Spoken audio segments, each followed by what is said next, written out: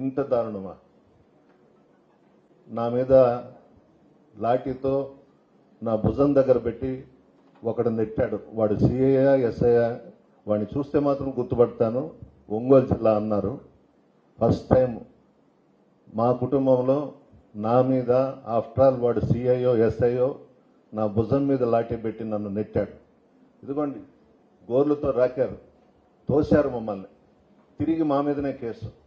ఇంతకన్నా దారుణం అన్యాయం ఇంకొకటి లేదు. విచక్షణ రహితంగా లాఠీలు జులిపించారు. మహిళలను కూడా చూడలేదు. మీరు బహుశా నిన్న మధ్యాహ్నం సార్ వెళ్ళిపోయిన తర్వాత చూసుంటారు, చెప్పులు ఎన్ని జతలు పడిపోయినాయో రోడ్ల మీద.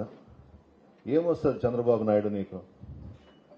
మామను అడ్డం పెట్టుకొని, మామ కూతుర్ని అడ్డం పెట్టుకొని వెన్నుపోటు పొడిచి అధికారంలోకి వచ్చావు. నీ జీవితమే విషం, నరం నరం విషం చంద్రబాబు నాయుడు. ఎప్పుడు కూడా ఒక్కరి బుద్ధి ఆలోచనలన్నీ అలాగే ఉంటాయి.